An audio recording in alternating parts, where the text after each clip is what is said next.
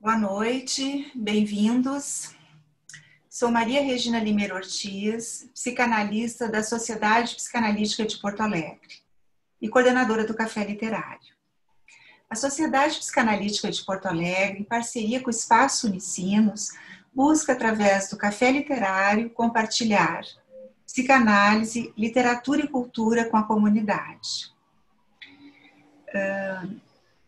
Essa atividade é uma atividade gratuita que acontece toda segunda a terça-feira do mês, às 19h30. Hoje iremos conversar sobre a obra de Graciliano Ramos, São Bernardo, de 1934. Através dessa obra, Graciliano firmou-se como um dos maiores romancistas da literatura brasileira, destacando-se como o principal romancista da segunda fase do modernismo brasileiro. Seu personagem principal, Paulo Honório, aos poucos, na calada da noite, vai percebendo o valor das palavras, procura registrar sua dura vida, suas lembranças, sua dor, revelando, através de sua história, seu caráter, pela força da pulsão que o arrasta para a escrita. Diz ele: quando os grilos cantam, sento-me aqui, à mesa da sala de jantar, bebo café, acendo cachimbo. Às vezes, as ideias não vêm, ou vêm muito numerosas. Emoções indefiníveis me agitam. Saudade? Não, não é isso. É desespero, raiva, um peso enorme no coração. E para comentar São Bernardo, convidamos o professor Maurício Gomes, doutorando de literatura brasileira pela URGS, professor do Colégio Israelita, e do psicanalista Rui de Mesquita Anes, da Sociedade Psicanalítica de Porto Alegre. Após os comentários, abriremos para perguntas através do chat, ou, se preferirem, podem participar clicando na mão que está na barra abaixo. Começamos então com o professor Maurício. Bom, em primeiro lugar, eu gostaria de agradecer o convite, né? O convite é o tema que me foi proposto, né? O Graciliano, para mim, não é só um objeto de pesquisa, ele é também um dos meus autores favoritos. Então, é um prazer poder falar sobre São Bernardo com vocês essa noite. E bem, como me coube começar a conversa, eu pensei em comentar alguns pontos, né, alguns elementos que constituem esse romance e tentar abrir, na medida do possível, alguns caminhos de leitura, né, para a gente poder debater depois. O primeiro ponto que eu quero destacar sobre São Bernardo é que São Bernardo é um romance 3 em 1. Ele é um romance que tem 3 grandes arcos narrativos, todos eles arcos de fracasso. Vamos começar. Do ponto de vista mais factual, assim, do grosso da matéria narrativa, a gente tem a história, então, de um proprietário, Paulo Honório, uma história de ascensão e queda desse proprietário em torno da propriedade de São Bernardo, né, uma fazenda no interior de Alagoas, que dá nome ao romance. Né? Esse é, digamos, seria o resumo mais básico desse romance. Mas São Bernardo também é a história da construção de um livro. A gente é confrontado com isso já nos 2 primeiros capítulos. Um livro que aparentemente é entendido lá através da divisão do trabalho e tudo mais, que logo dá errado. Esse projeto não se concretiza. Então, o Paulo Honório, pelas próprias forças, inicia um novo projeto, um novo livro, que é esse que a gente acompanha, que é esse trabalho que a gente está lendo. Esse segundo arco ele é importante porque ele nos dá algumas medidas para ler o romance, sobretudo em relação a tempo. Né? A gente sabe que está acompanhando a história de um personagem que já viveu aquilo que vai narrar, então a gente vai acompanhar a elaboração de uma experiência. Né? E também essa estrutura coloca o romance entre 2 limites de tempo. A gente tem o tempo do enunciado, né, disso que se vai contar, da história que se vai contar, e o tempo da enunciação, esse momento em que ele escreve o romance.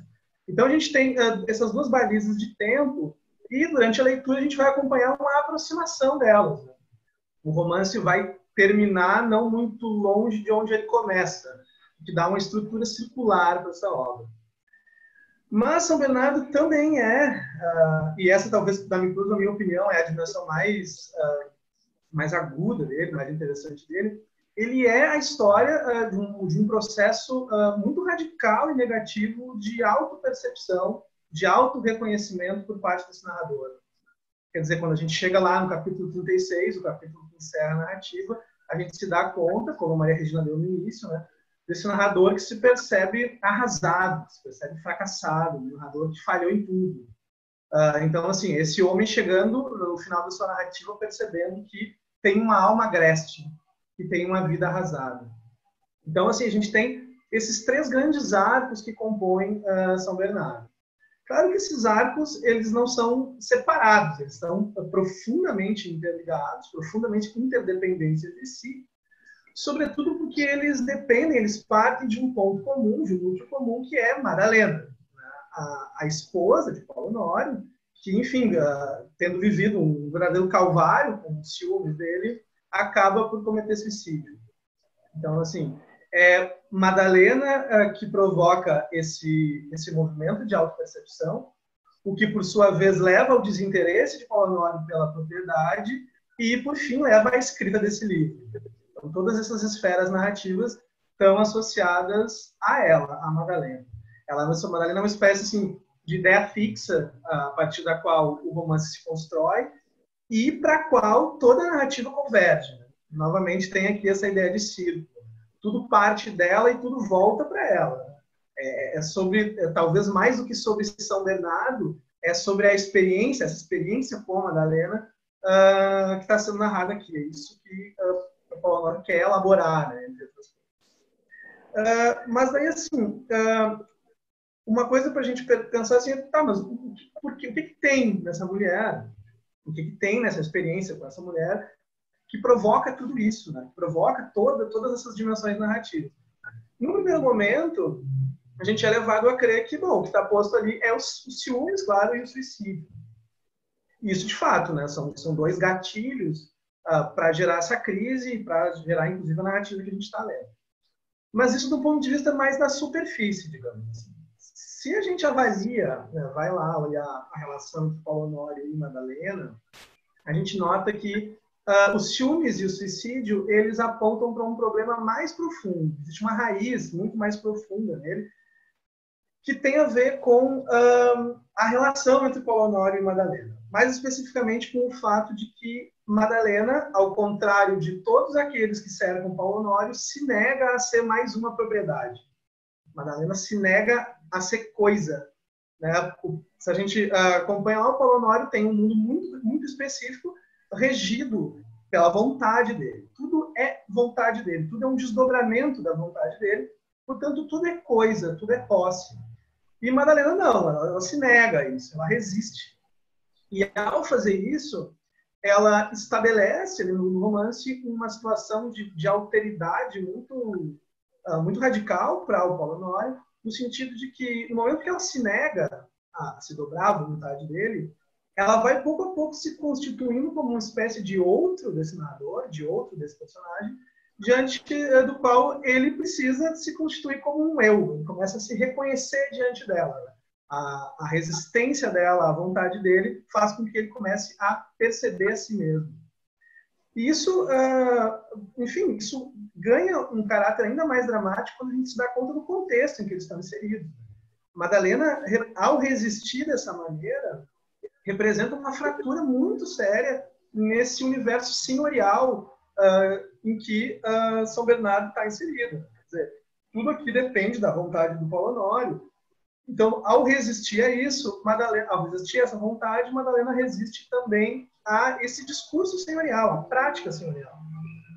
É interessante notar que ela não apenas resiste, no sentido de não se submeter à vontade, como ela verbaliza essa ideologia senhorial. Ele tem um episódio muito importante para pensar isso, que é o episódio em que Paulo Honório dá uma surra em um dos empregados, Marciano, e ela vai lá e intervém. Ela vai lá, acha um absurdo, e inclusive nomeia como algo horrível.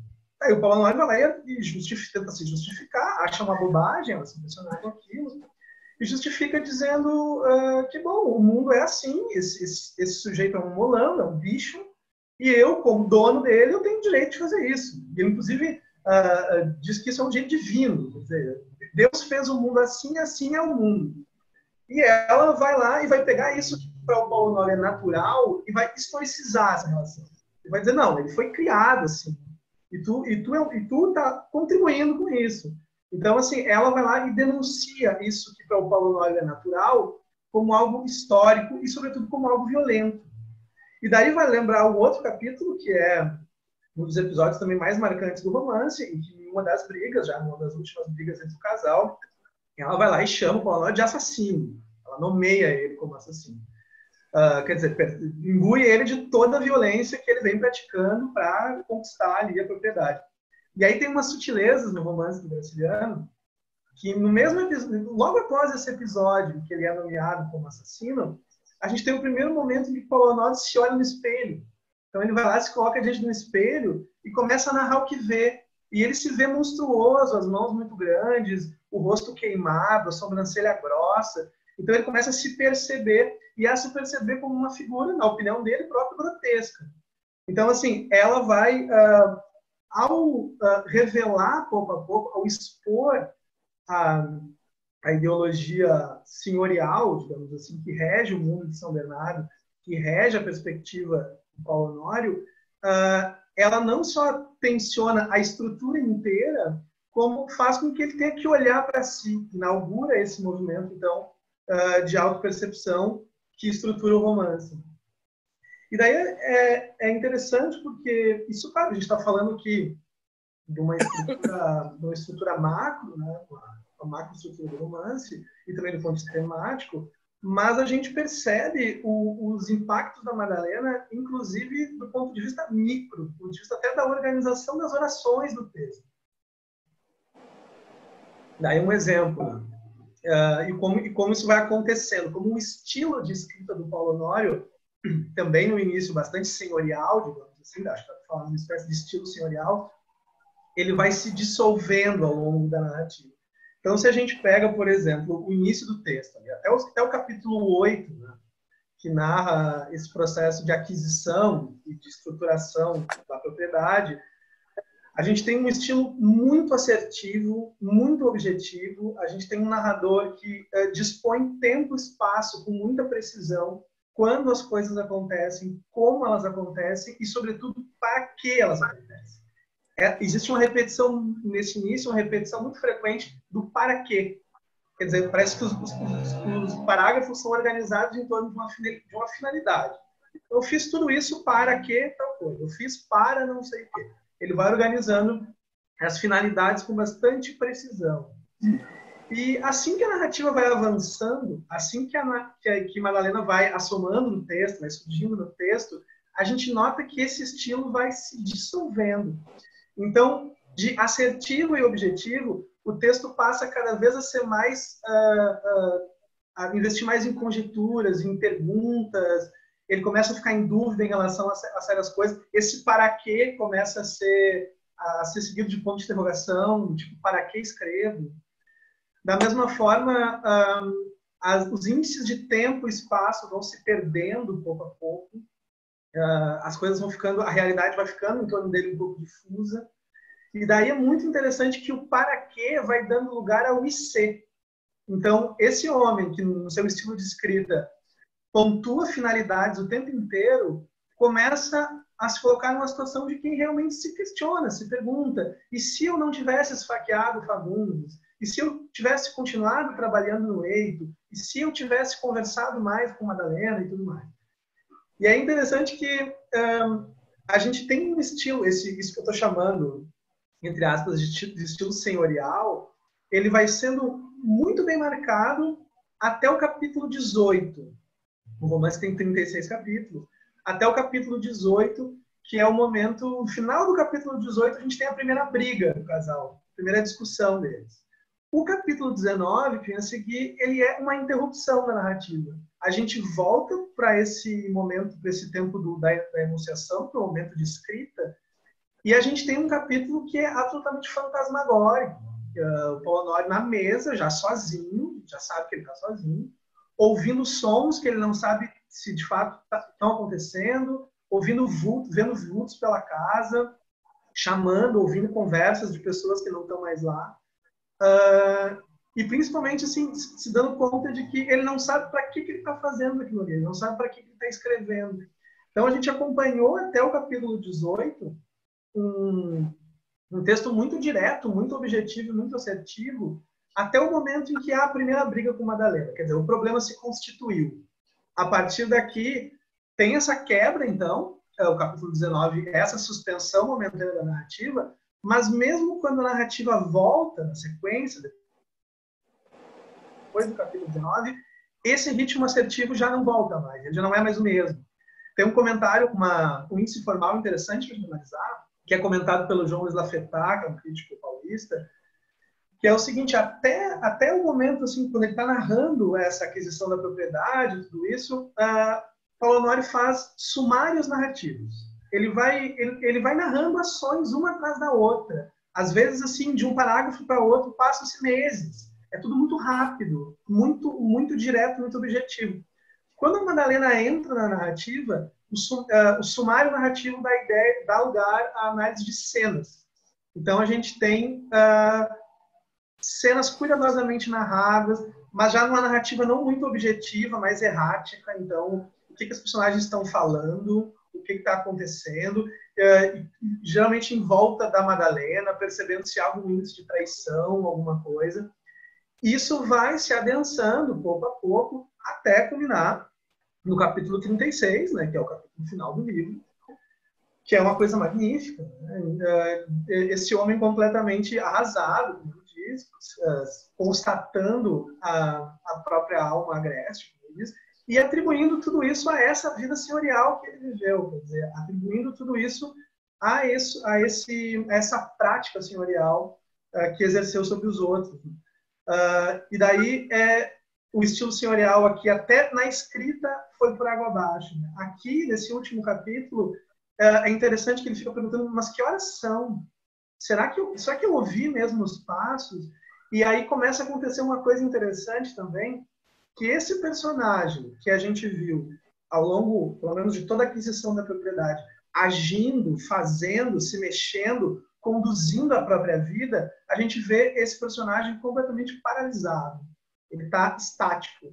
Ele está na mesa esperando essa luz acabar para talvez dormir alguns minutos. Quer dizer, ele está completamente passivo, ele está mais do que isso, ele está perplexo. Um personagem que não sabe o que fazer com a experiência que viveu, com essa autopercepção que acabou de ter.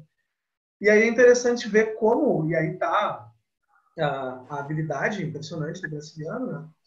Como isso não é assunto apenas, isso não é tema do romance apenas, mas isso é estrutural, isso é formal, isso está no estilo. Então, num romance narrado em primeira pessoa, romance com narrador personagem, a gente se dá conta de que essa desconstrução, essa autopercepção que vai se dando do ponto de vista temático, do ponto de vista do assunto narrado, ele vai se dando também do ponto de vista da forma. A forma, o romance vai pouco a pouco, nesse seu estilo assertivo, se desfazendo, até rumando pouco a pouco para um estilo introspectivo, lento, com índices de realidade difusa. E isso, claro, tem a ver novamente, com o papel da Madalena nessa narrativa, que é essa mulher que desvela, então, que expõe com toda a sua violência, com toda a sua agressividade, a ideologia senhorial que rege o mundo de São Bernardo e que rege a perspectiva de Paulo Honório.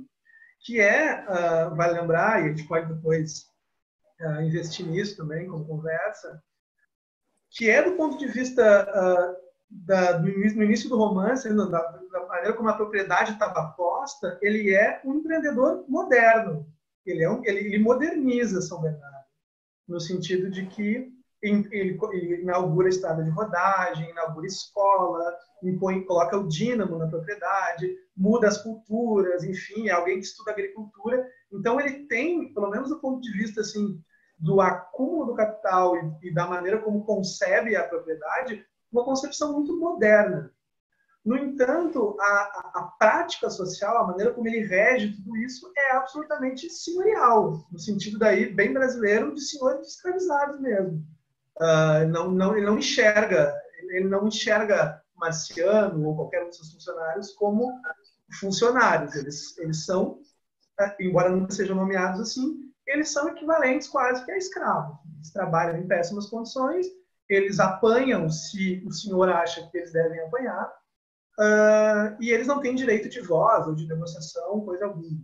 Então tem mais essa contradição aí, que é exposta, e muito bem exposta pela Madalena, e que está lá vivenciada pelo Paulo Honório no final desse romance, que termina de forma muito trágica, no sentido de que o romance se encerra por não ter mais para onde ir. Esse ciclo fecha sem resolução. E daí a gente pensa assim, esse romance ele tem, um certo sentido, uma forma ruinosa, uma forma de ruína, de uma narrativa então que não se completa, e é feita por um homem fracassado em ruínas, numa propriedade ela mesma também em ruínas. Então, daí essa ideia de que todos esses arcos se fecham nesse círculo e todos eles apontam sempre para o fracasso. É como se Paulo Honório fracassasse em todas as suas instâncias, todas as suas tentativas, né? Como alguém que vai construir um livro, como alguém que vai manter uma propriedade, e como alguém que vai fazer alguma coisa com essa autopercepção, né, que acabou de ter. Bom, depois a gente pode investir mais nessas... muita minúcia formal, muito detalhe para ver essas coisas acontecendo, mas aí, para não me estender muito no tempo, eu passo para o Rui e aí a gente continua depois da fala. Bem, sigo. Sim, Rui. É a tua Tá vez. bem.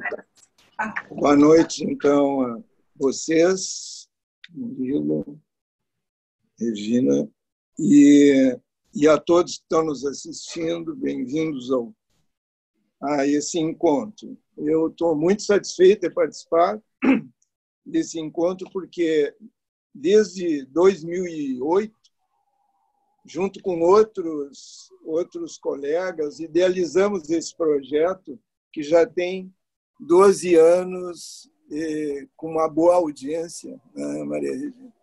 E hoje, com a coordenação da Maria Regina.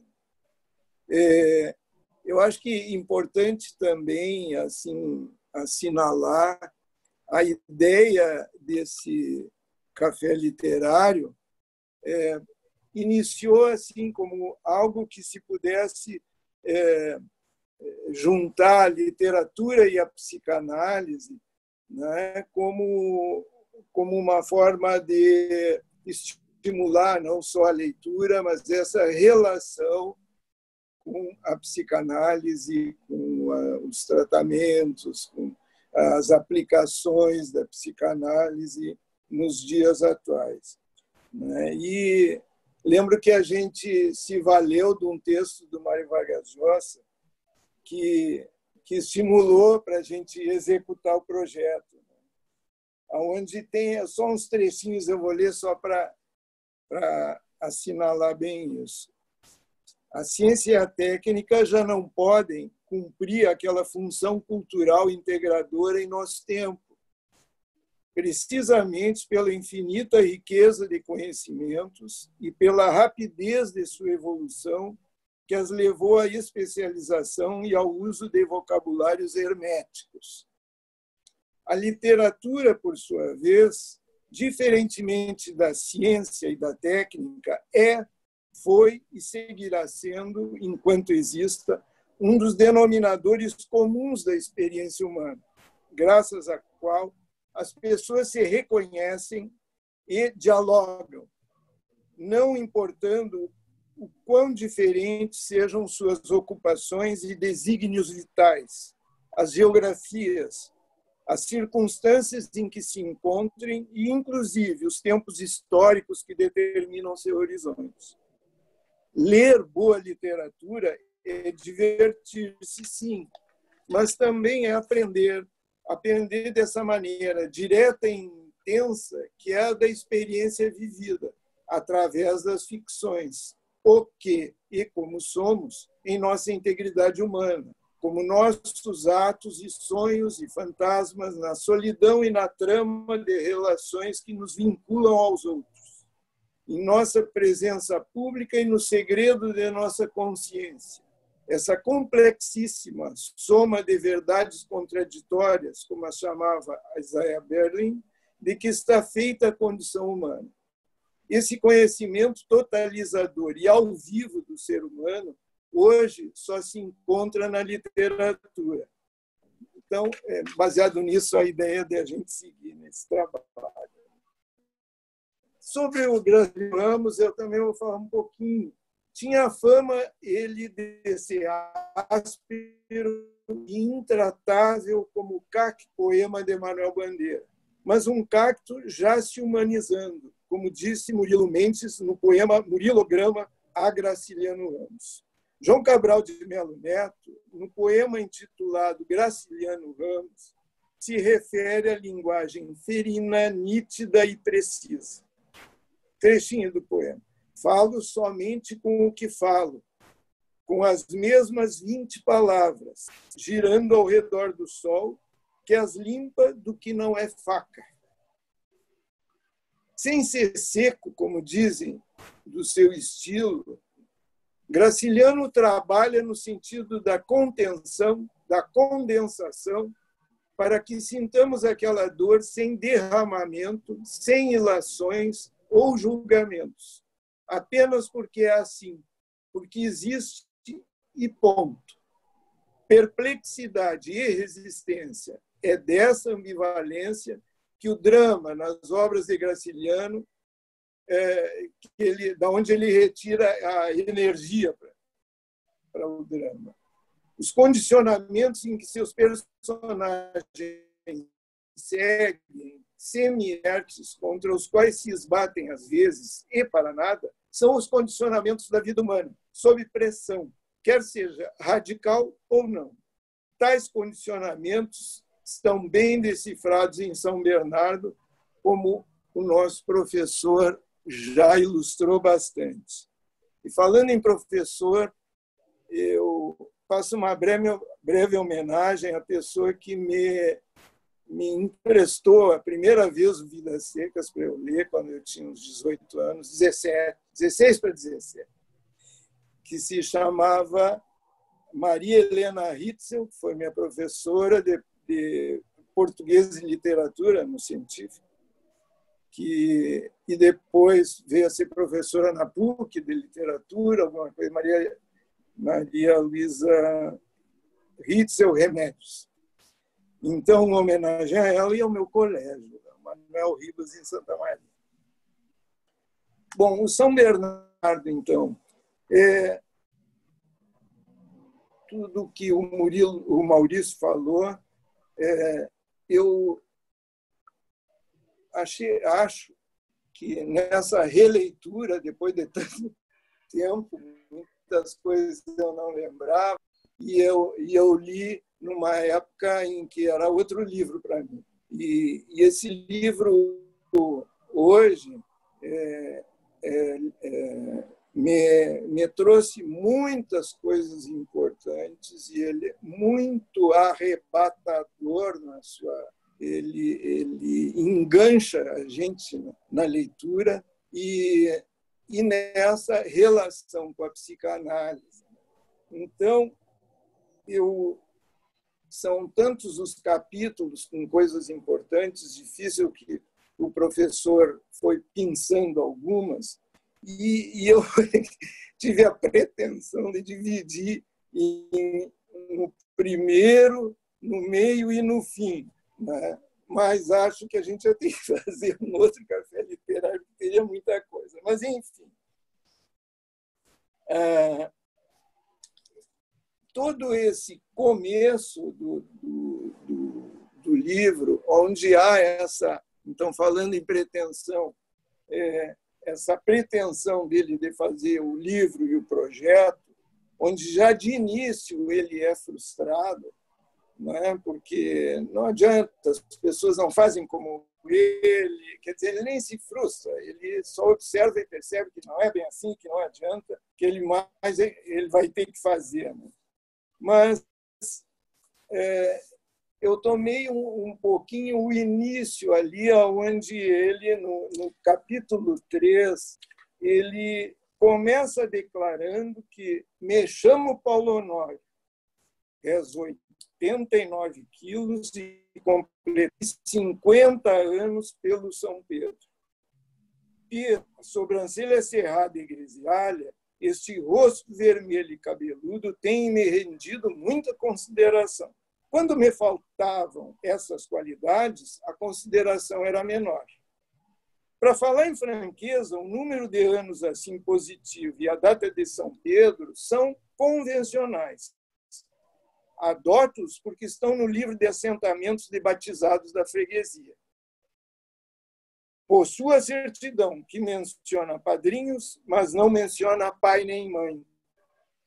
Provavelmente eles tinham motivos para não desejarem ser conhecidos. Não posso, portanto, festejar com exatidão meu aniversário.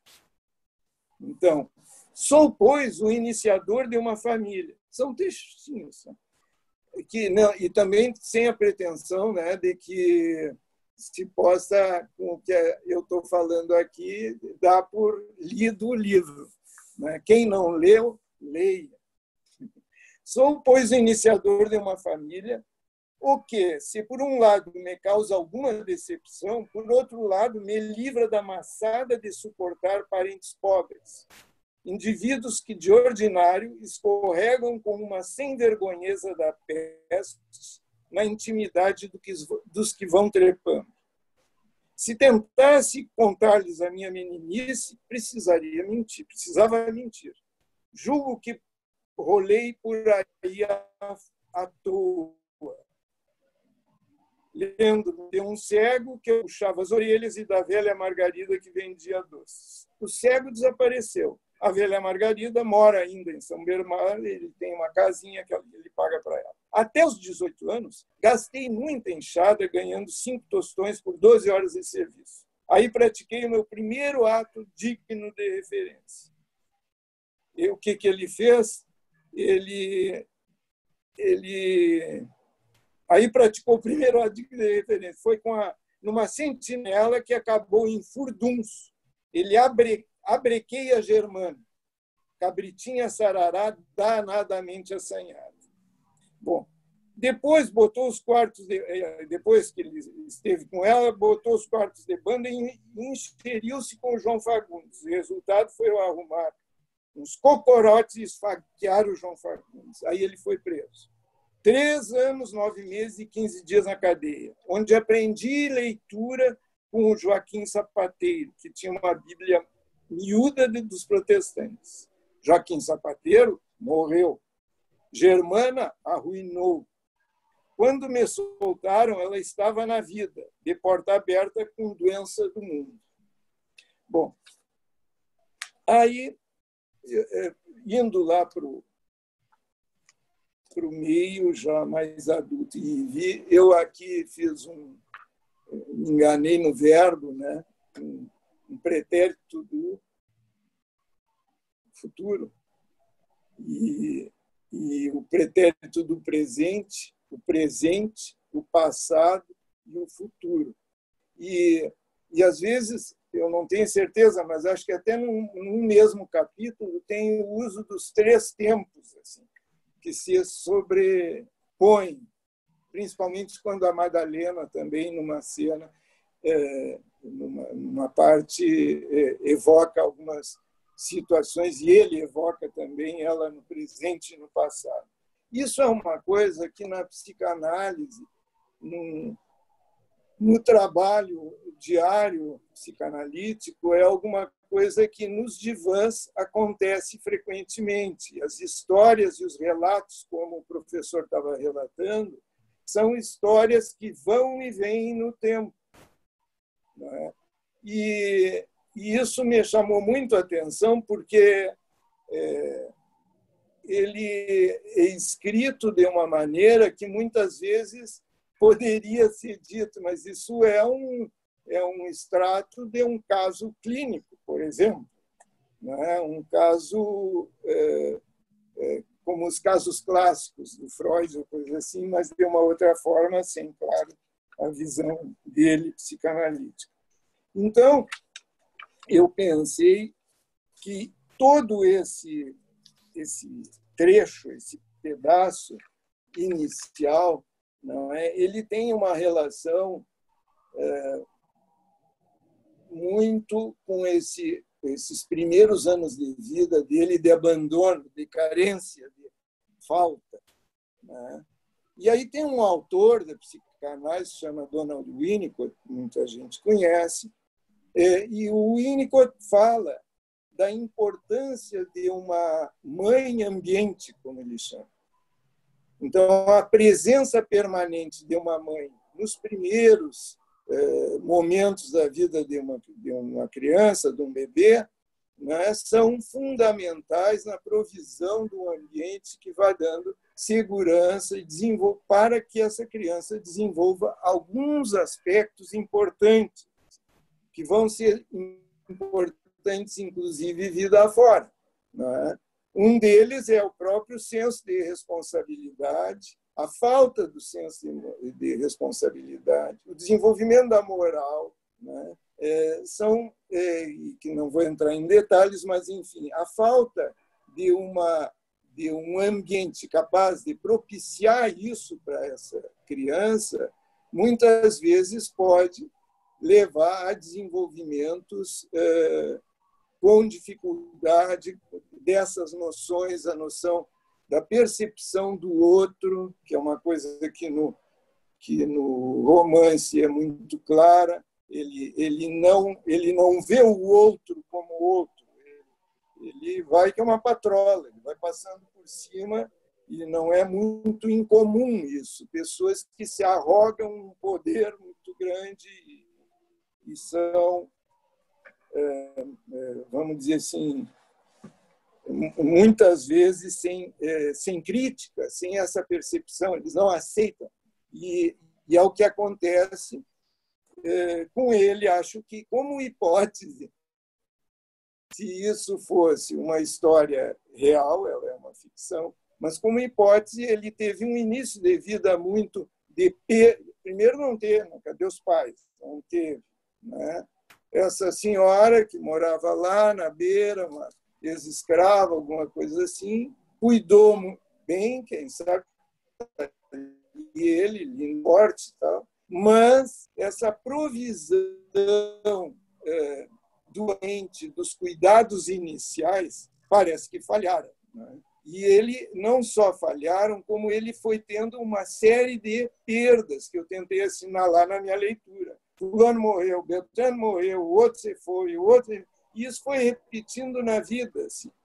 Então, parece que a sensação aquilo que vai desenvolvendo nele, essa ambição, essa vontade muito grande de vir a ser um sujeito poderoso, né? Ela resulta desses fracassos afetivos. A palavra amor é desconhecida no livro, praticamente. Tem uma partezinha onde dá para se entender que ele amava a Madalena quando ela surge, e até pelo jeito como ele convidou ela para casar, né? Fez a proposta de casamento, que é muito espetacular, a maneira que ele descreve. Então, disso do Winnicott, essa capacidade, ela muitas vezes, quando é muito falha, isso desenvolve alguma coisa que se fala como perversidade, né, de uma pessoa, onde a noção de dor que a pessoa possa produzir no outro, de maldade, né, ela é meio nula. Assim. O sujeito funciona em faixa própria. E isso está bem ligado a uma questão de vazio interno, né, de figuras que seriam externamente figuras, pai e mãe, internamente se chama objetos internos, externos, enfim, não entrar nessa coisa, mas é como se esses objetos, aonde estão, né? Então, ele dá muita ênfase à coisa externa, ao ter, ao ter, ao ter, ao ter, e sempre não tendo, né? Que é o desenvolvimento do romance, no meu entender, vai nessa coisa de uma construção de algo muito grande e depois essa desconstrução, mas assim uma coisa, um desmoronamento, vamos dizer assim, de toda uma idealização, né? Inclusive isso balizada com a figura dele também, desmoronando. Então, acho que nisso acho que tem a ver essa questão da infância. Depois, ali no meio, no capítulo 19, também acho muito rico, assim, porque é a questão quando ele aparece o ciúme, aparece a confusão, a loucura, né? Aquela coisa que ele descreve assim: emoções indefiníveis me agitam, inquietação terrível, desejo doido de voltar, tagarelar novamente com Madalena, como fazíamos todos os dias a esta hora. Saudade? Não, não é isso. É desespero, raiva, um enorme peso no coração.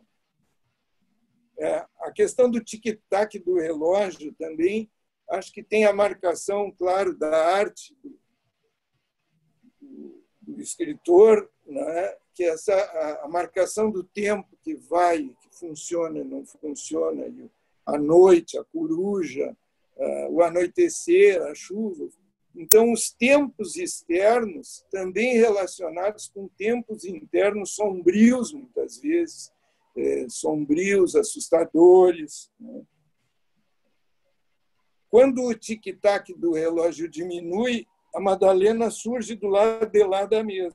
Digo baixinho: Madalena. A voz dela me chega aos ouvidos. Não, não é aos ouvidos. Também já não a vejo com os olhos. Estou encostado à mesa, as mãos cruzadas. Os objetos fundiram-se e não enxergo sequer a toalha branca. Madalena.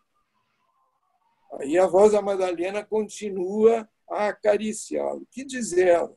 Pede-me naturalmente que mande algum dinheiro. Blá, blá, blá. Loucura! Como é que eu posso estar zangado e tranquilo ao mesmo tempo? Isso é um outro aspecto também que psicologicamente, analiticamente, que é a questão da ambivalência, da ambiguidade, esse ou é isso, ou é aquilo, ou ele está assim, ou ele está assado, né? Que o professor referiu também, né? Como é que pode estar ao mesmo tempo uma pessoa zangada e tranquila, né? E muitas vezes isso são situações que aparecem no dia a dia, né, nos tratamentos, é a procura de encontrar uma estabilidade interna maior. Então, quando a Madalena surge, ela surge como tu falasse no espelho, né? E acho que esse olhar que ele tem sobre ela era como se ela pudesse também, eu aqui, olhando nesse jeito em relação ao espelho, né, como ela se colocando diferente dele, quer dizer, é um espelho que a imagem dele reflete ela fora, né? E isso significa que ele se deparou com alguém outro. E esse outro, que lá na origem, lá quando eu falei no Winnicott, faltou, esse outro que desse todo um acalanto e tudo mais, novamente, quando ela surge, ela se mostra outro, para ele isso é desconhecido. É a mulher construída no sonho, no pesadelo, no que seja, mas não é a mulher real. Então, me parece assim, né? Estou afirmando porque também Graciliano poderia não concordar com nada disso, mas enfim. E isso, então, vai sendo o começo da derrocada dele, porque ele não consegue aceitar essa diferença. Não é? Ela tem que ser como ele. Então, ela, como foi assinalado, né, vai, cuida dos trabalhadores muito pobres, da roupa, né, vestido para fulana e não sei o quê. E ele fica indignado. Onde é que se viu? Da onde? Ele nunca teve isso. Bom, e por aí vai. E no final, então, que eu meio que apelidei assim do inventário que ele faz para trás, né? Não é um inventário, obviamente, mas ele começa nessa história da troca do para quê para o ser. Tudo, se eu tivesse feito isso, se eu tivesse feito aquilo, se eu não fizesse medicina, se eu tivesse comprado um carro, se eu ia, se eu... E ele passa, e ele não encontra até o final resposta. Né? Então ele diz: estraguei a minha vida estupidamente, estraguei-a estupidamente, e repete. Madalena com insistência. Se fosse possível recomeçarmos, para que enganar-me? Não consigo modificar-me. É o que mais me aflige. Bom, essa muitas vezes é uma manifestação de uma pessoa ao buscar um tratamento analítico. Há uma dificuldade de poder, né, e saber também o que quer modificar, mas enfim. A Madalena chegou cheia de bons sentimentos, bons propósitos. Os sentimentos e os propósitos esbarraram com a minha brutalidade e o meu egoísmo. Creio que nem sempre fui egoísta e brutal. A profissão é que me deu qualidades tão ruins. E a desconfiança terrível que me aponta inimigos em toda parte. A desconfiança também é consequência da profissão. Foi esse modo de vida que me inutilizou. Sou um aleijado, devo ter um coração miúdo, lacuna no cérebro, nervos diferentes de nervos de outros homens. E um nariz enorme, boca enorme, dedos enormes. Se Madalena me via assim, com certeza me achava extraordinariamente feio.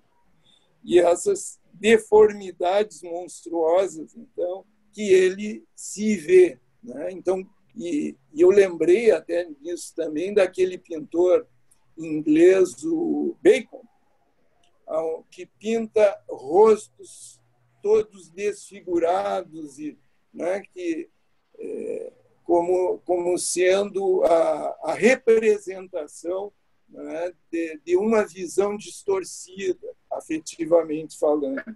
Aliás, o próprio Winnicott tem um trabalho belíssimo sobre esse senhor já falecido, Francis Bacon.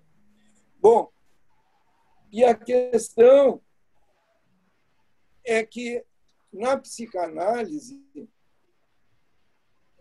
tem um trabalho do Freud de 1916, né, alguns tipos de caráter encontrados no trabalho analítico, né, em que ele fala naquilo que é uma das coisas que um analista às vezes, muitas vezes, frustra, se defronta com a tarefa de induzir um paciente a renunciar a uma dose imediata e diretamente atingível de prazer. Não se pede ao paciente que renuncie a todo prazer, mas talvez ele possa esperar um pouco mais. Quem sabe não é bem a hora. Então, principalmente, às vezes, quando são satisfações imediatas que vão ser prejudiciais. Essa privação disso pode ser alguma coisa temporária, não para toda a vida, mas mais segura, talvez. Então, isso é alguma coisa que se poderia dizer assim, que é um convite ao paciente sair de um princípio de vida do prazer para um princípio de realidade. E o Paulo Honório constrói uma realidade própria dele, assim, o mundo é dele, interno e externo, mais ou menos do mesmo jeito. Saber uma coisa na nossa própria mente não é o mesmo que ouvir de alguém de fora. O médico, o analista, desempenha o papel desse eficaz estranho, faz uso da influência que um ser humano exerce sobre o outro. A Madalena teve um pouco esse papel, que é a voz dela, depois ele começa a ouvir com saudade e tal, mas a Madalena tinha esse papel. E nisso, voltando então ao Winnicott, na questão da responsabilidade, da culpa e tudo mais, lado a lado com as exigências da vida, diz o Freud, o amor é o grande educador. E é pelo amor daqueles que se encontram mais próximos dele que o ser humano incompleto é induzido a respeitar os ditames da necessidade e a poupar-se do castigo que sobrevém a qualquer infração dos mesmos. Né? Então, muitas vezes a gente encontramos indivíduos que resistem a esse apelo de segura um pouco, espera um pouco. Dizem que já renunciaram bastante e que já sofreram bastante, que têm o direito de serem poupados de quaisquer exigências. Não se submeterão mais a qualquer necessidade desagradável, pois são exceções. E, além disso, pretendem continuar assim. Eu sou assim, nasci assim, e quem gostar de mim terá que ser assim. Assim, assim. Então, nesse tipo de paciente, essa reivindicação se transforma na convicção de que uma providência especial vela pelo sujeito. O Paulo Honório. Não que ele acreditasse em Deus, nada ele acreditava, mas ele levava a coruja a sério, o sapo a sério e outras coisas. Protegendo de qualquer sacrifício penoso dessa natureza. Então, essa razão, né, de algumas pessoas, nos casos que o Freud investigou, ele conseguiu descobrir uma peculiaridade comum às experiências mais antigas desses pacientes. Então, que se ligavam a alguma experiência ou sofrimento a que estiveram sujeitos em sua primeira infância e em relação aos quais eles próprios não sabiam ter culpa, podendo encará-los como sendo uma desvantagem injusta a eles imposta. E aí seguem cobrando vida afora.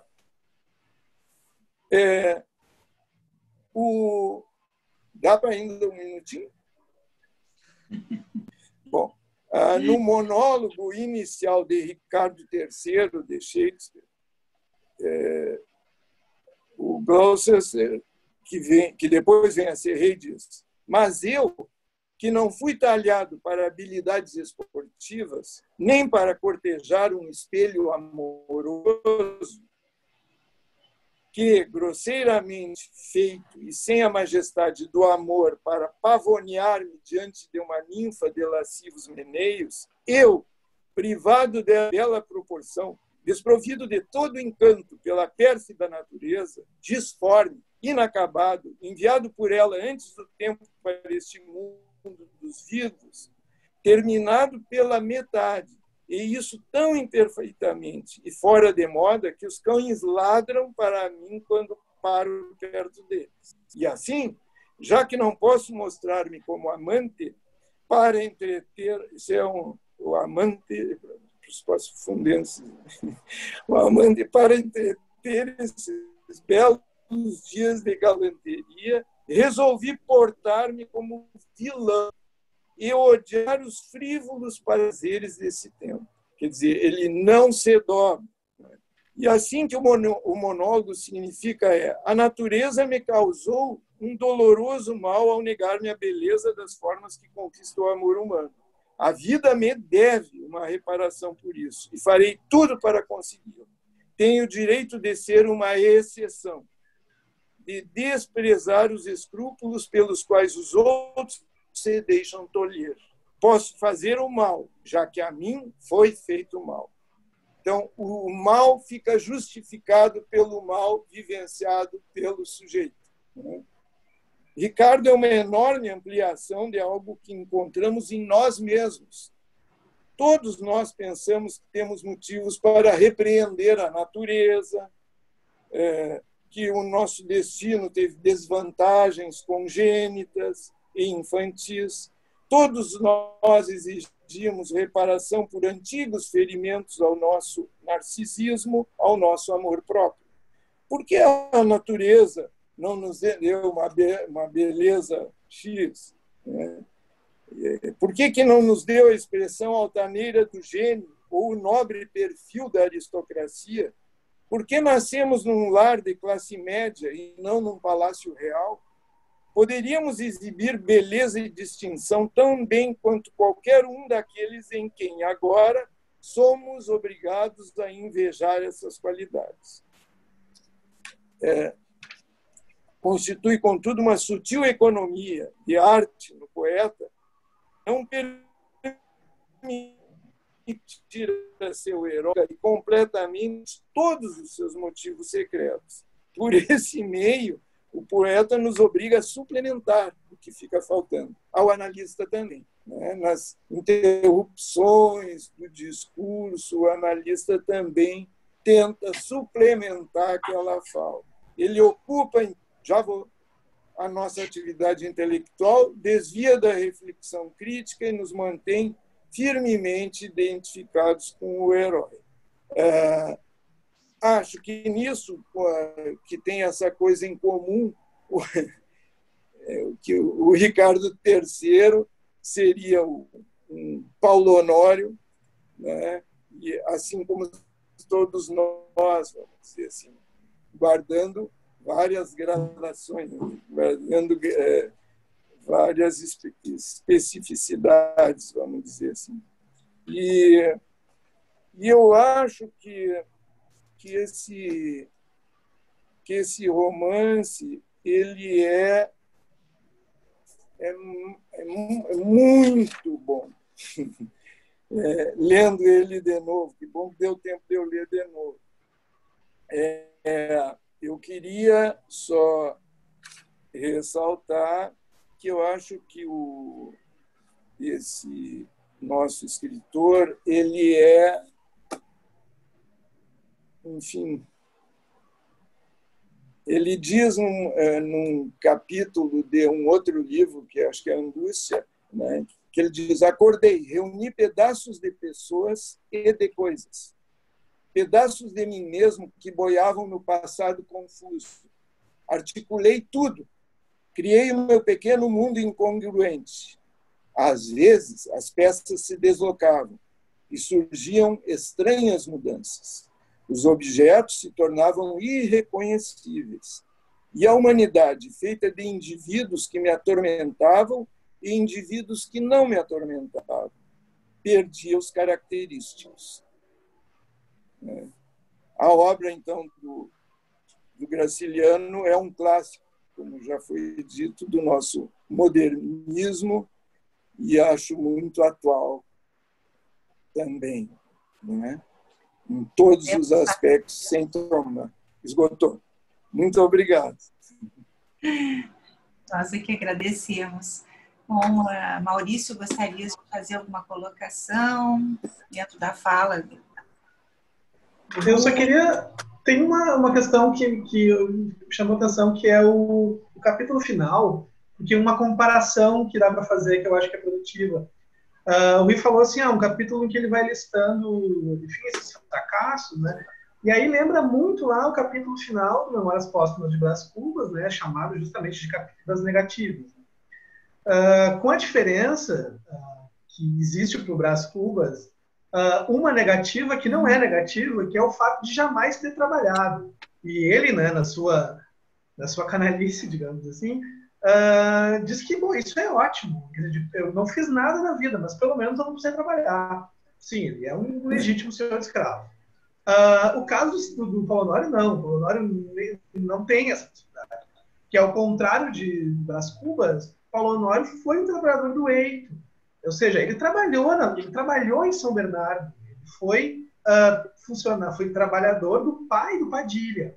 Então, ele sabe como é trabalhar. Então, assim, ele passou por todos os processos. Só que ainda assim, considerando todas essas negativas, digamos assim, no final da vida, ele não tem o que fazer com nada do que ele viveu. Porque a propriedade está decadente, o livro não vai ser publicado e essa autopercepção não vai dar em nada, porque todo mundo sumiu. Ele não tem mais como exercer essa autopercepção. É muito interessante, o Graciliano é muito... percebe muito bem assim como, enfim, pensar o Brasil e as formas sociais brasileiras é trabalhar com paradoxo, trabalhar com contradição. Que esse sujeito ele ganha, digamos assim, ele é imbuído de uma categoria muito moderna, que é a categoria de indivíduo. Ele se percebe indivíduo, mas ele se percebe indivíduo no mundo em que ele é senhor, ou seja, num mundo que não concebe a categoria de indivíduo, que é o mundo senhorial, o mundo em que existem senhores e escravos. Então ele não pode fazer nada com essa individualidade dele, porque ele continua dono de uma propriedade, ele continua sendo alguém que só vai conseguir exercer seu mando se agir da maneira que agia. Tanto que ele fala, olha, eu até poderia retomar São Bernardo. Enfim, envolveria muito sofrimento, envolveria mais mortes, envolveria um monte de coisa, mas ele não é mais capaz de fazer isso, porque ele já se percebeu nessa posição. Então, por isso, essa ideia de que toda a conclusão e todos os arcos que mobilizam São Bernardo são arcos de fracasso. Dá tudo errado. E isso é interessante porque isso é uma marca de São Bernardo, mas é uma marca do romance do Graciliano. Os romances do Graciliano, todos eles têm essa estrutura circular. Todos eles terminam num ponto muito semelhante ao ponto em que começaram. E todos eles registram processos que não se concluem, que não vão para lugar nenhum. Então, Vidas Secas, a gente começa lá, começa a família de retirando, ela termina retirando novamente. E aí, na minha opinião, assim, o romance dele que melhor elabora isso de forma mais complexa, é justamente Angústia, que é o romance que vem logo após, romance de 36, na sequência de São Bernardo, que é um romance justamente que a gente tem a Luiz da Silva, que é assim, um típico ressentido, né? Que não consegue sair do lugar. A narrativa fica dando voltas em torno de si mesmo, dando voltas em torno dos mesmos problemas. E mesmo Caetés, que é o primeiro romance, de 33, também tem isso. O romance termina onde começa. Então, assim, tem um pouco a ver com a experiência subjetiva dessas personagens, o que, por sua vez, tem a ver um pouco com o tipo de experiência social que eles vivem. O Graciliano é um romancista da passagem da República Velha para a Era Vargas. Esse é um recorte histórico dele. Todos os romances se passam nessa passagem. E mostram sempre algo assim, do tipo, ocorre uma espécie de salto de modernização, parece que algo novo vai acontecer, mas na realidade nada acontece. Na realidade as estruturas elas se modificam muito pouco. Na prática elas se modificam quase nada. Embora haja uma sensação, uma aparência de algo vai acontecer. Isso ocorre em todos os romances. Vale lembrar que, para além aqui do São Bernardo, né, se a gente lembrar a família dos retirantes de Vidas Secas, todos têm sonhos. Mas esse sonho, então um sonha, por exemplo, assim a Vitória sonha com a cama, Fabiano sonha em entrar para o cangaço, mas esses sonhos são muito habilmente descritos no futuro do pretérito, né? Eu teria, eu seria. Eles são sempre um condicional que não vai se realizar, é sempre uma hipótese muito vaga. Isso tem a ver com talvez com essa experiência histórica a qual o Graciliano se dedica, que é de uma modernização que ocorre apenas em superfície, ela não se faz sentir nas práticas sociais. Acho que tem um pouco disso. E acho que um espaço para o sonho também, né? Para a esperança. Poderia ser assim, gostaria que fosse assim, né? Dá lugar a uma possibilidade de fantasiar. Nós temos dois comentários, duas perguntas. Uma do Jorge Salton, que faz a seguinte colocação: Graciliano consegue se aproximar da linguagem do personagem, mas não o imita. Peço comentário sobre essa habilidade. E o Fernando Brum: o ressentimento como categoria analítica pode ser aplicado tanto a Paulo Honório quanto a Madalena. Ou dito de outra forma, a Madalena pelo discurso de Paulo Honório?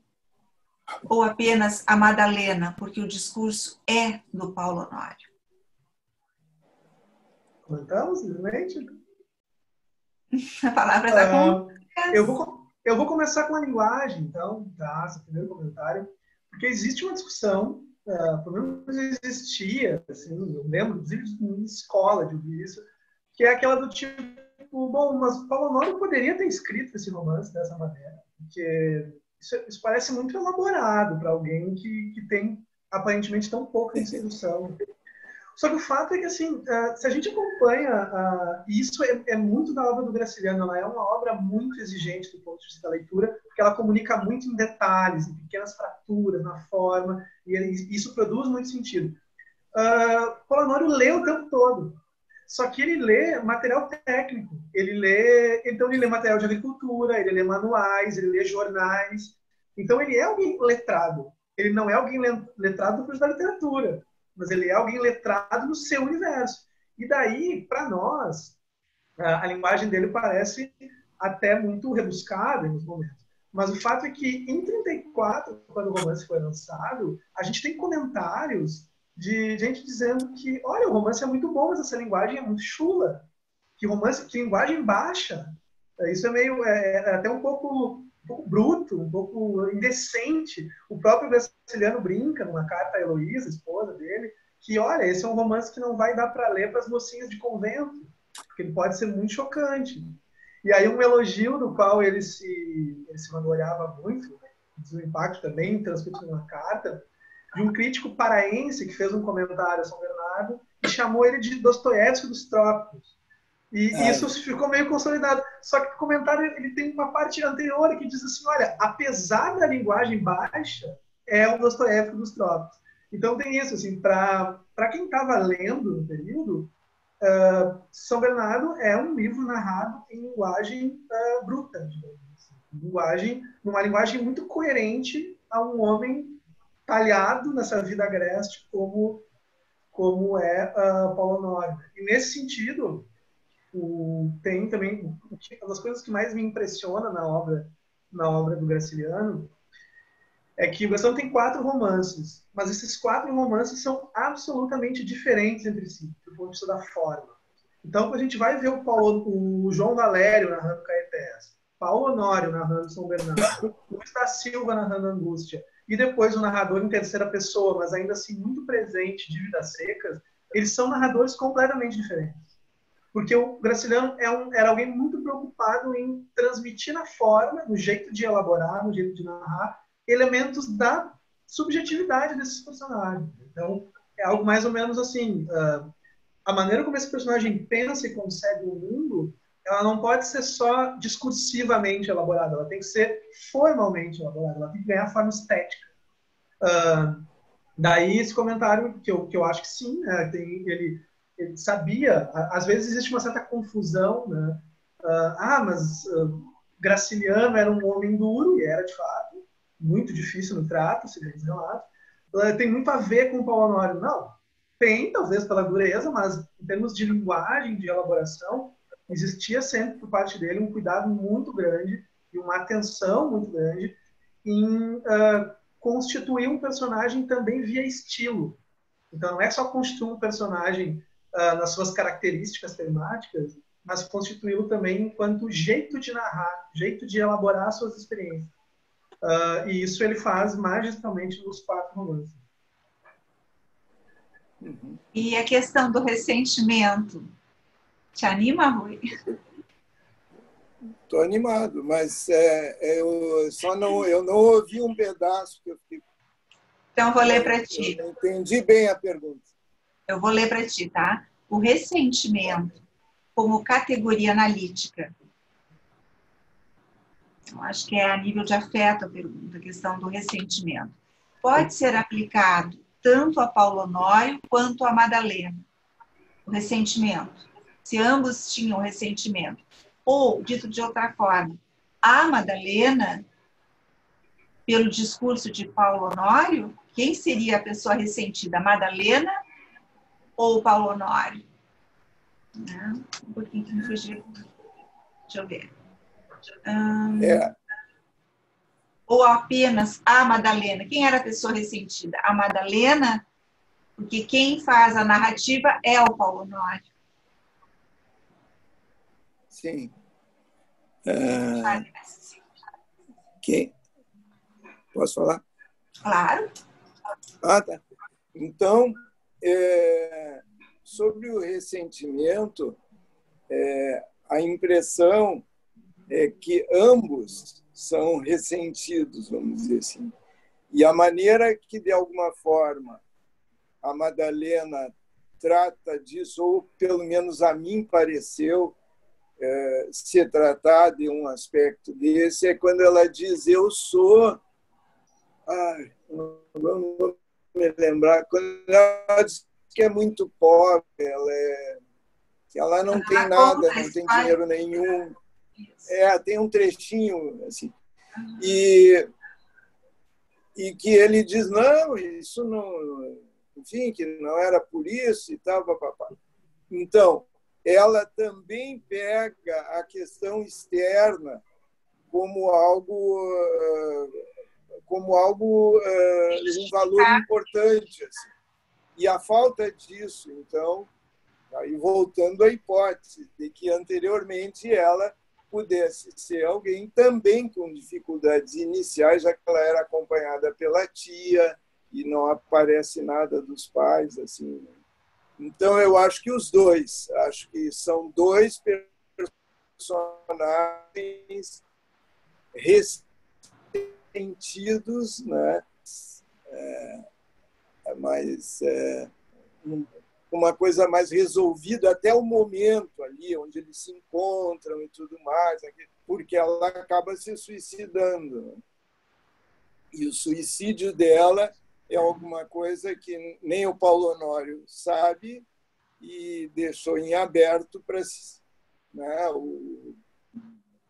esse Graciliano deixou em aberto como hipóteses, assim, mas acredito que tenha sido ali como hipótese, né? Também uma coisa do ressentimento de não poder dobrar aquele homem duro, difícil, autoritário, e ela com toda chegou tão contente, cheia de coisas boas para dar e topou com aquela brutalidade, bateu de frente com aquela brutalidade. Assim.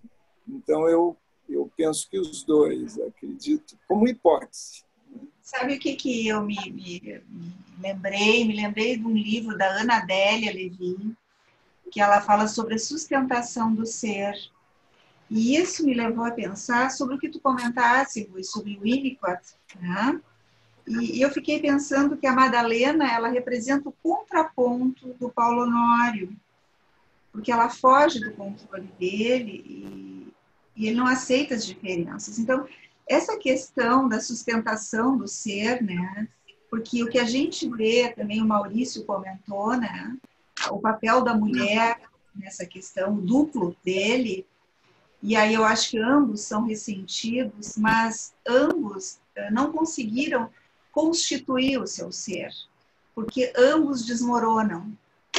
Né? Então, ambos têm uma história de fragilidade, de privações, né? E o quanto o desmoronamento da estrutura frágil, né?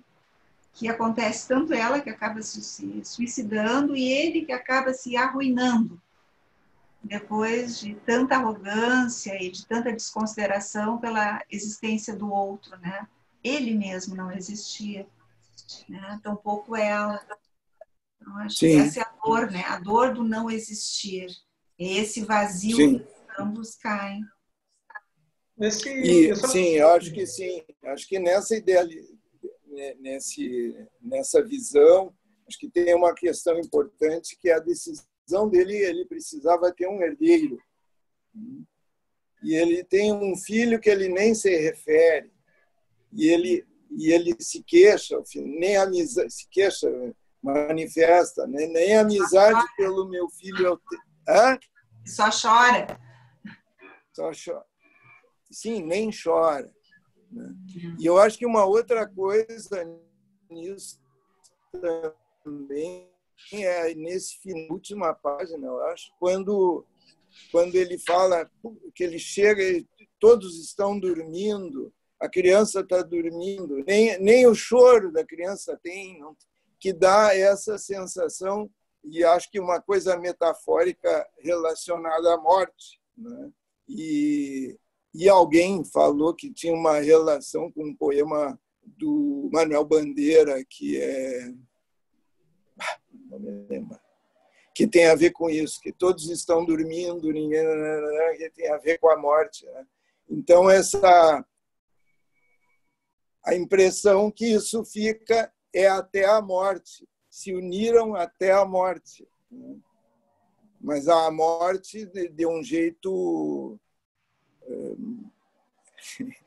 quase ressentido. Por que ele diz aquela hora assim, por que não vem o diabo, já leva tudo e resolve? Né? Mais ou menos isso. Entrega para o diabo que ele resolve tudo, uma coisa assim, como uma desistência. Então, eu acho que essa questão que o colega perguntou do ressentimento, ela tem junto um desistir para não sofrer, entre aspas. Então, como se não se deparar assim, com a dor, né? O fracasso o êxito é o fracasso. Uhum. Então, só teve êxito. Isso é interessante. Duas coisas. Primeiro, sobre o ressentimento. A Maria Rita Kell, no livro Ressentimento, tem um capítulo sobre São Bernardo, avalia, enfim, como psicanalista, né? E ela entende a produção do texto como uma elaboração do ressentimento. Então, diz ela que a gente tem a trajetória descrita de um ressentido, mas que ao elaborar a sua narrativa estaria em processo, digamos, de, não sei se de cura, mas processo de elaboração desse processo de ressentimento. Então, como ela entende, seria algo para além disso. Mas, de qualquer forma, interessa que continua esse processo inacabado. Ele pode até estar em processo, mas pelo jeito não vai resolver. Assim como a Madalena, e aí vem essa ideia do paradoxo, da contradição, ela marca a sua própria individualidade suprimindo a si mesma, se matando. Sim. Então, assim, tem esse paradoxo aí.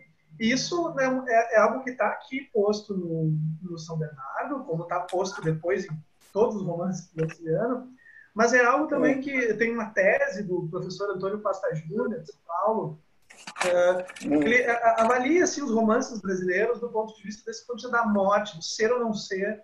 Então ele nota assim, essa parece ser uma figura recorrente no romance brasileiro. Basta pensar no Brás Cubas, esse narrador morto. Quer dizer, se a gente conceber que aquele que narra é sempre um eu que assume uma voz, ele sempre é alguma coisa. Mas ao estar morto, ele também deixa de ser, ele não é. Então tem esse trânsito entre ser ou não ser. Aqui a gente tem algo semelhante, né? Esse narrador que é um senhor, mas não é um senhor, que está ali na sua mesa, na sua propriedade, mas não sabe muito bem onde está, não sabe quando está. E a gente pode avançar, sei lá, Grande Sertão Veredas, assim, todas as dubiedades da narrativa do Riobaldo. Então tem algo do tipo uma recorrência dessa dualidade entre vida e morte, entre ser ou não ser, que na concepção do professor Pata Júnior tem a ver, novamente, com essa experiência brasileira de uma modernização truncada, uma modernização uma modernização de superfície, cuja superfície é muito mais rápida e dinâmica do que a substância. Né? Na prática, ela não se efetiva.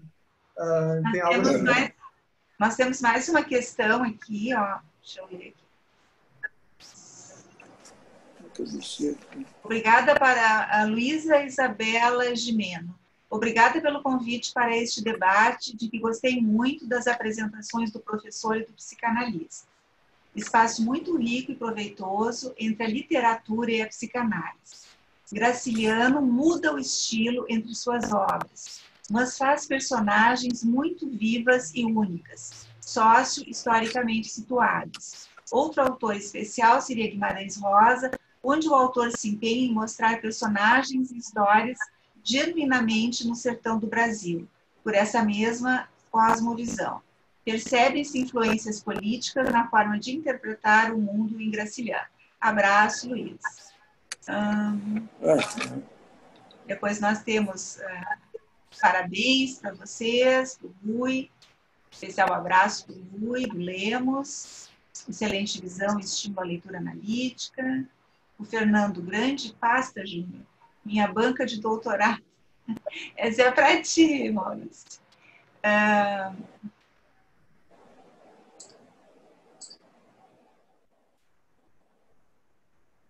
Aqui tem do Lucas Menchik.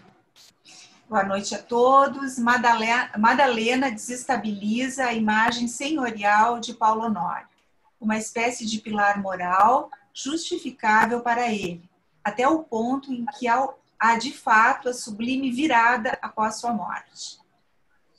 Paulo Honório não consegue modificar-se, pois já viveu seus diferentes fracassos, ou pois a sua experiência como um todo, em função do meio, já o fez inconciliável consigo e com tudo que já realizou?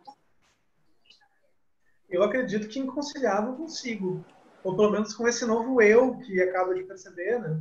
Porque tem isso, assim, a gente pega que, acho que até cheguei a comentar essa ideia de que ele se percebe enquanto um senhor, no sentido mais brasileiro dessa palavra, como alguém que demanda, que estende a sua vontade a esses outros que são coisas. Só que o senhor, em geral, é a figura que não percebe que faz isso. Quer dizer, porque justamente perceber o outro seria perceber a alteridade e, portanto, se perceber como um eu, como um indivíduo. Só que Paulo Honório tem as duas experiências. Ele se percebe nessa sua individualidade, ele se percebe eu, e ao se perceber eu, ele se percebe um eu senhor. Ele se percebe alguém bruto, alguém violento, agressivo. Ele, como ele diz, ele destruiu a vida de um monte de gente e destruiu a sua própria. E essa figura monstruosa, meio homem, meio animal, até a Ana Paula Pacheco, a professora de São Paulo também, usa a imagem do lobisomem, da licantropia, o rosto peludo, as mãos muito grandes, o nariz é quase a descrição do lobo da Chapeuzinho, tem algo do tipo, ele é uma figura humanoide monstruosa, como essa figura meio indivíduo, meio senhor, meio ser e meio não ser. E isso é uma aporia, isso é inconciliável, não vai, daqui para frente não tem mais para onde ir. Não é à toa que o romance encerra, né? Encerra pelo fato que não tem mais o que fazer, não há mais para onde ir do ponto de vista da elaboração da experiência, que é uma contradição, na minha opinião, vai se elevar a uma potência impressionante no romance seguinte, Angústia, que é como se fosse assim, se a gente se impressiona muito aqui com os capítulos 19 e 36, eu diria que o Angústia é um romance todo feito de capítulos 19 e 36, ele é um romance inteiramente montado nessa aporia. Estamos, né, para um próximo café. Seria bom, ótimo. Eu vou abrir. Eu acho que só para equinar esse final, só para complementar, a ideia me parece assim de que ele, ao tomar contato, né, com essa diferença da Madalena, isso desestrutura, né, porque até então era ele e mais ele. Vem outro que vem e mostra, olha, tem coisas diferentes aqui, eu não penso assim, por exemplo. Né? Então, essa oposição, né, quando ele vai reconhecendo que os empregados estão indo embora, a Madalena morreu, não sei mais quem vai morrer logo em seguida, ele entra num estado, e eu acho que aí vem a questão daquele poema ali do Manuel Bandeira, que parece que o que sobra é a morte mesmo. Né? Parece, vamos dizer assim.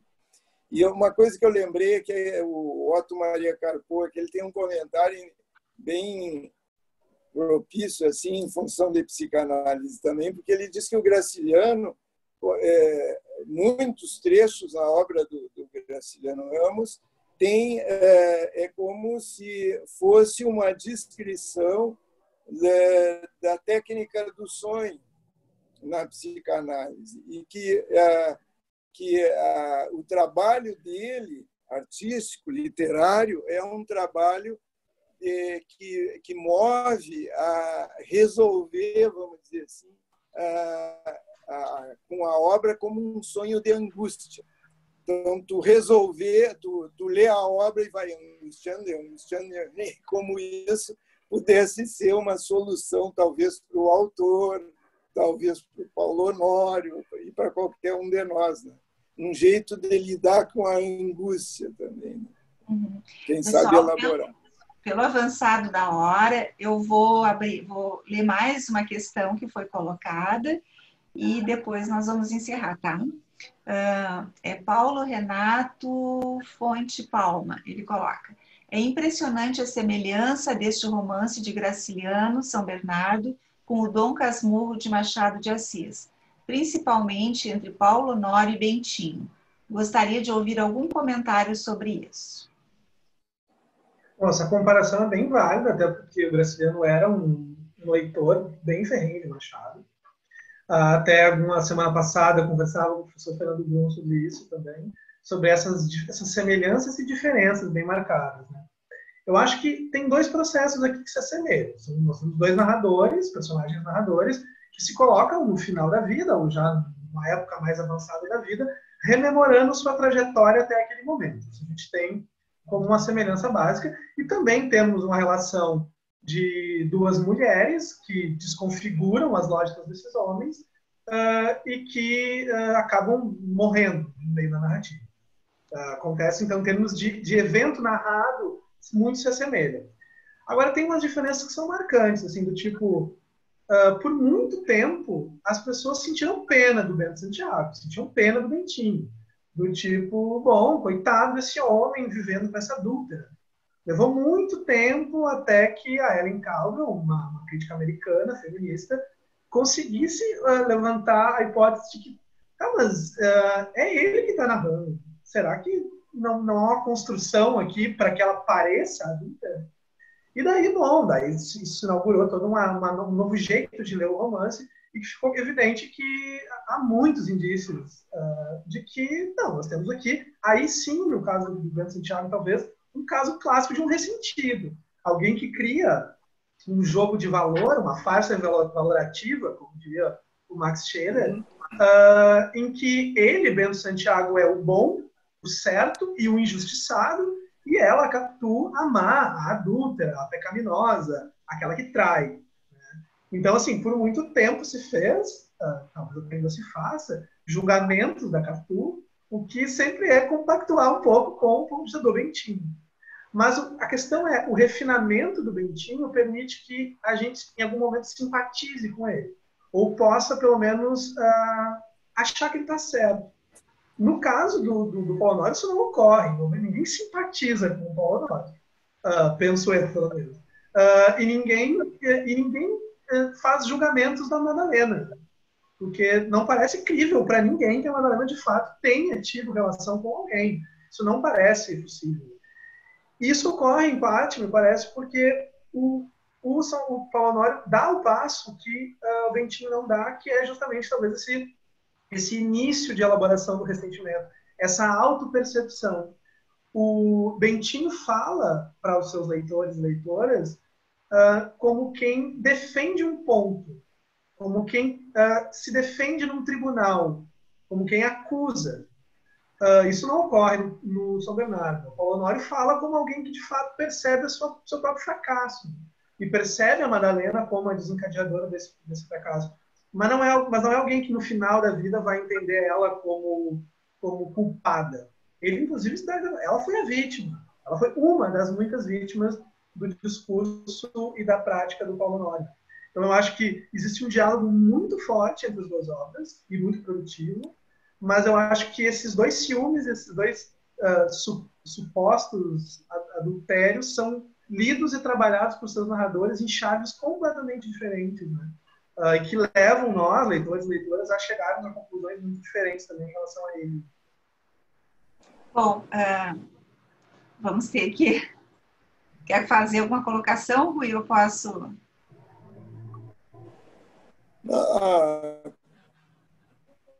Agradecer o convite.